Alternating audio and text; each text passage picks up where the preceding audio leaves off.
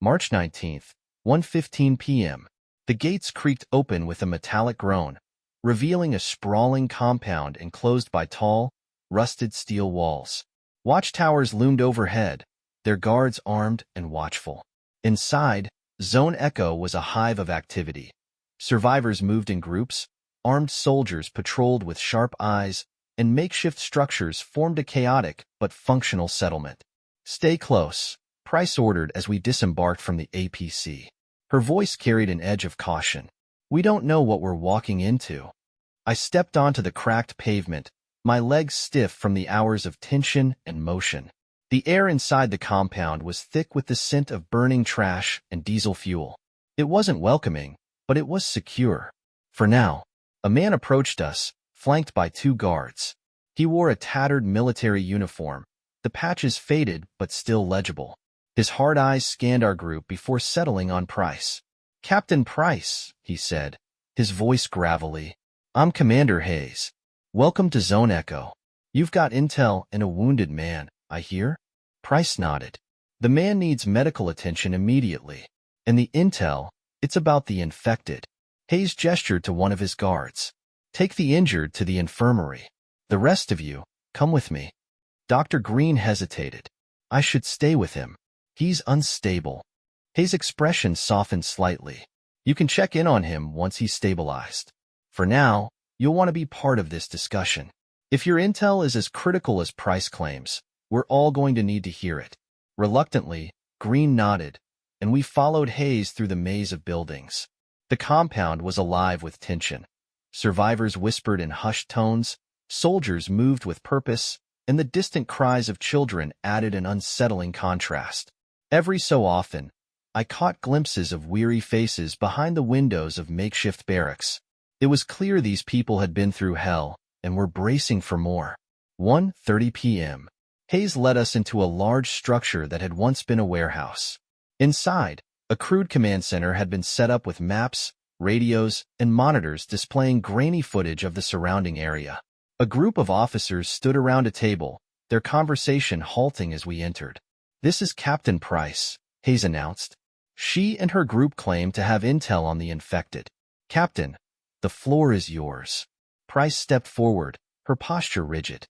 "The infected are evolving. They're coordinating, adapting to our tactics. We've seen it firsthand. They're no longer just mindless monsters. If we don't act fast, they'll outpace us." The officers exchanged uneasy glances. One of them, a woman with sharp features and a stern expression, spoke up. "And what do you propose we do about it? We're barely holding this place together as it is." Dr. Green stepped forward, her voice calm but insistent.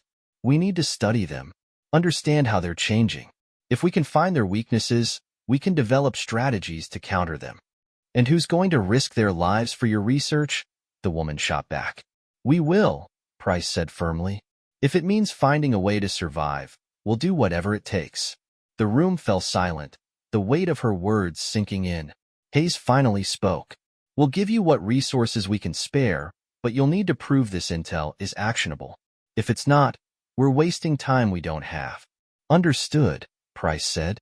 As we left the command center, the officers resumed their tense discussions, but their glances followed us out the door. 2 p.m.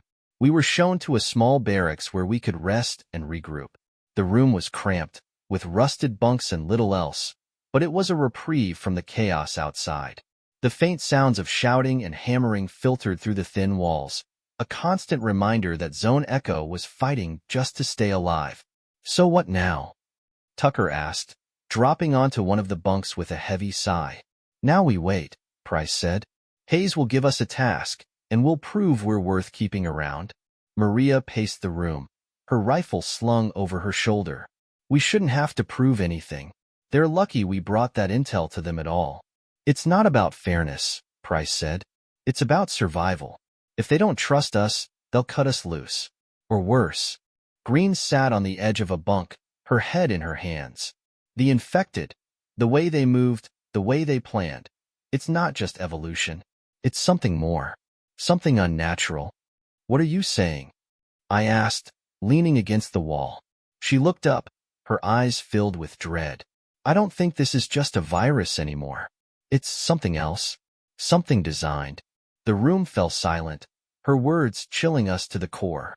If Green was right, then the fight ahead was far more complicated and far more dangerous than any of us had imagined. Maria broke the silence. Designed? By who? The military? Some rogue lab? Who the hell would do this? Green's voice was shaky. I don't know. But what I saw at the CDC, there were strains, mutations, that didn't occur naturally. And then there's their behavior. The infected aren't just adapting biologically. They're learning, organizing. Price's expression darkened. If that's true, then we're fighting something a lot bigger than we thought. Zoe, who had been silent until now, spoke up from her perch on the top bunk. So what do we do? Just keep running? Keep fighting? What's the point if they're always one step ahead? We find their weaknesses, Price said, her voice resolute. We find who's behind this, and we end it. One way or another. The determination in her voice steadied me, but it also left me with a deep sense of unease. If the infected were part of something deliberate, then humanity's survival wasn't just a matter of fighting back. It was a matter of outsmarting an enemy we didn't even understand yet. 2:30 p.m. The compound's uneasy quiet was interrupted by the blaring of alarms. Red lights flashed across the barracks, and a voice crackled over the intercom. All personnel to defensive positions.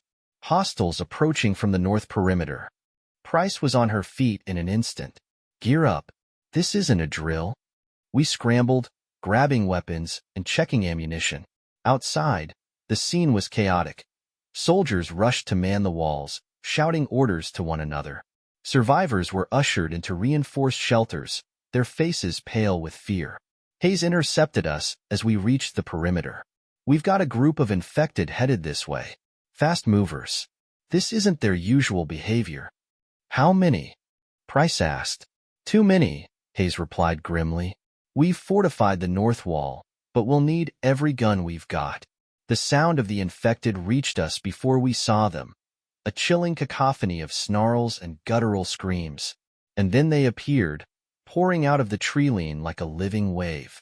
They moved with terrifying speed, their bodies contorting unnaturally as they closed the distance. Open fire, Hayes shouted. The wall erupted in gunfire. I took position beside Tucker, my Halligan tool in one hand and a rifle in the other. The infected hit the barricades with brutal force, their claws and teeth tearing at the metal. Soldiers shouted as they fought to keep them at bay. They're not stopping, Tucker yelled, his shotgun blasting holes into the horde. This isn't normal. Beside us, Zoe loosed arrow after arrow, her movements precise and unflinching. Maria's rifle barked, each shot finding its mark. Despite our efforts, the infected kept coming, their sheer numbers threatening to overwhelm us. Fall back to the second line, Hayes ordered. We retreated, regrouping behind a secondary barricade. Dr. Green appeared beside us, her face pale but determined. They're targeting weak points in the wall, she said. It's deliberate. Price's expression hardened. Then we need to change the game. How? I asked, firing into the mass of infected. We take out their leaders, Price said. Cut off the head, and the body falls. Her plan was risky, but it was the only chance we had. As the infected pressed closer, we prepared to execute a desperate counterattack, one that would determine whether Zone Echo could hold its ground or become another tragic memory. 2:45 p.m. Price's eyes burned with fierce determination as she scanned the battlefield. Ash, Tucker, you're with me. Maria, Zoe, hold the second line. Green, stay out of sight and be ready to move. Move where? Green asked, her voice tight. Anywhere but here if this fails, Price snapped, leaving no room for argument. We pushed forward, slipping past the second barricade and deeper into the chaos. The infected were swarming the north wall, their movements disturbingly calculated. Groups of them focused on specific sections, clawing and battering at the weakest points. There, Price pointed toward a larger infected standing at the rear of the horde, its twisted form unmistakable even through the smoke and gunfire. It barked guttural commands, and the infected obeyed, surging forward in unison. A leader. Target the big one, Price ordered. We take it out, the rest might fall apart. I swallowed hard. The creature was huge, its deformed muscles rippling as it moved. Its eyes glinted with a terrible intelligence, scanning the battlefield like a general commanding troops. Taking it down wouldn't be easy. 2:50 p.m. We moved through the chaos, ducking behind wreckage and debris. Tucker fired his shotgun at anything that got too close, the blasts echoing like thunder. I used my Halligan tool to fend off an infected that lunged at me, the sharp end driving into its skull with a sickening crunch. Price led the way, her rifle steady despite the chaos around us. The leader infected noticed our approach, its head snapping in our direction. It let out a guttural roar, and the infected around it turned, their movements focused and deadly. "They're protecting it," Tucker shouted, firing at the wall of infected closing in on us.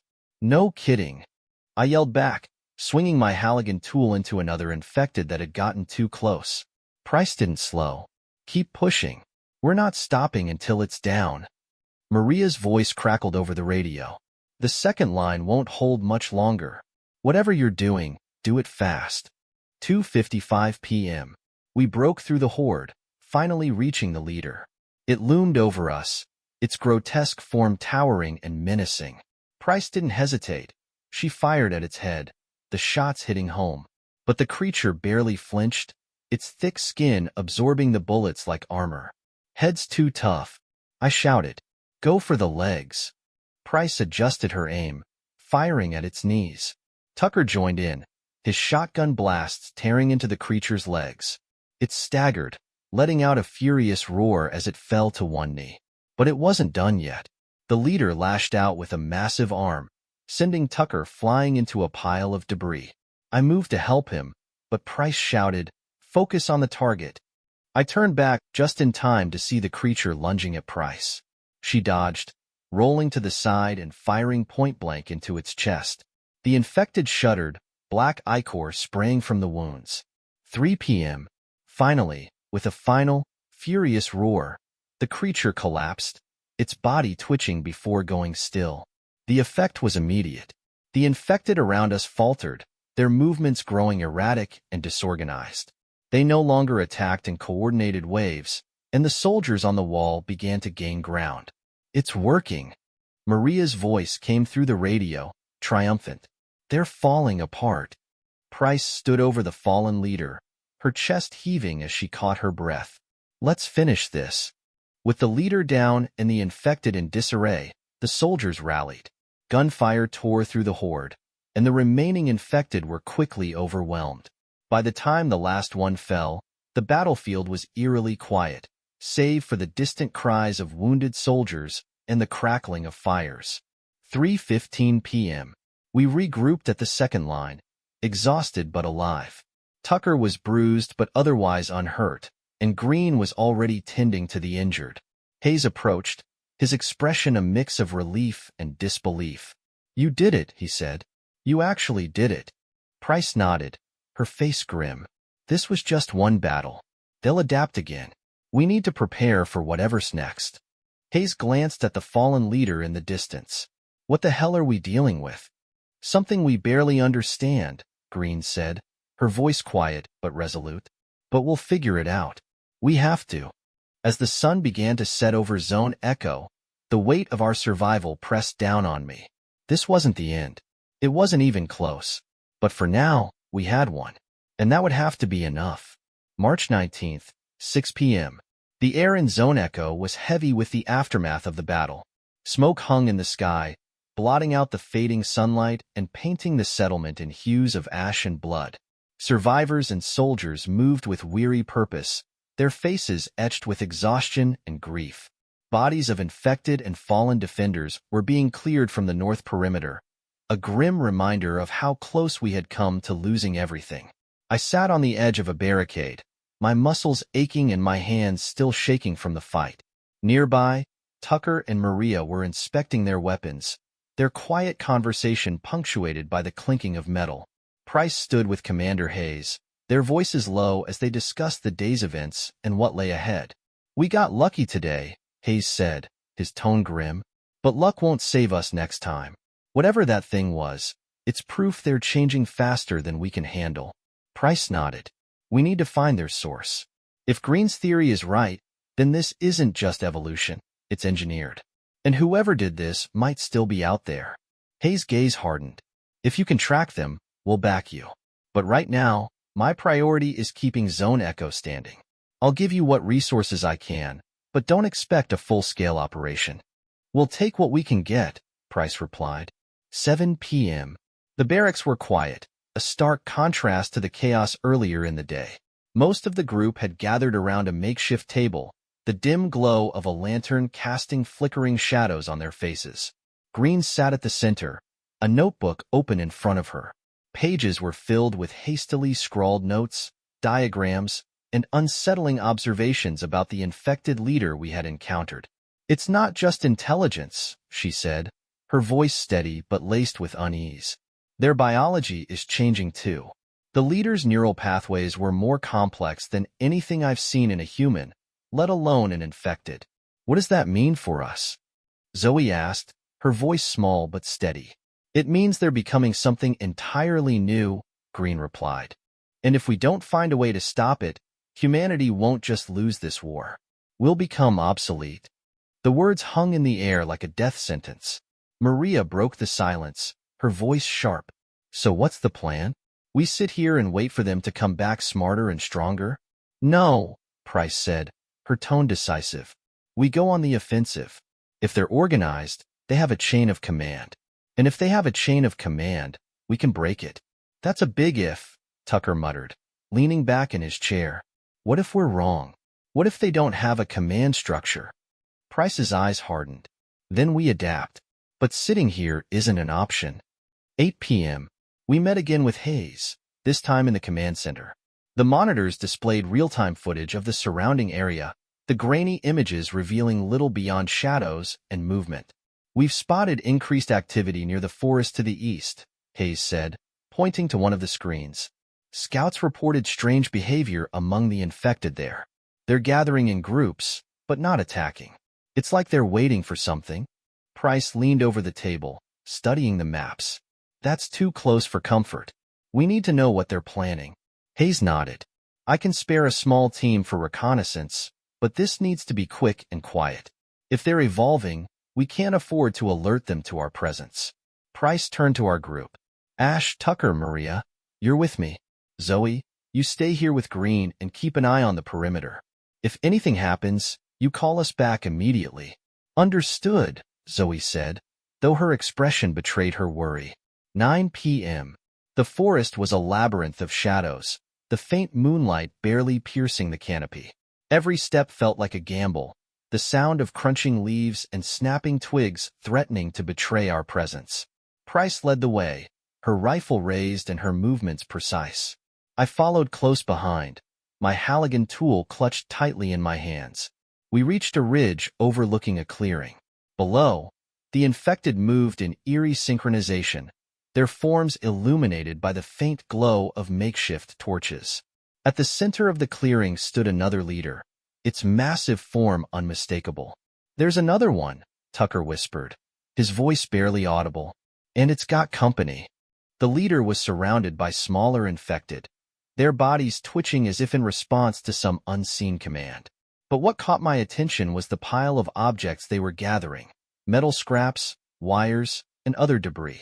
It looked like they were building something. What the hell are they doing? Maria murmured, her rifle trained on the leader. Price didn't answer. Her eyes were fixed on the scene below, her mind clearly racing. Finally, she spoke. We need to get closer. Ash, you're with me.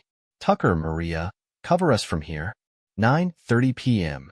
We crept down the ridge, the leader's guttural commands growing louder as we approached. The smaller infected moved with a strange purpose, their actions almost mechanical. Price signaled for me to stop as we reached a cluster of rocks. From here, we had a clear view of the clearing. The leader let out a low, rumbling sound, and the infected responded immediately, their movements becoming frenzied. One of them dragged a large piece of metal to the pile, and for a moment, I thought I saw something glint in the torchlight. A device? A weapon? I couldn't tell. Price motioned for me to stay put and raised her rifle, aiming carefully at the leader.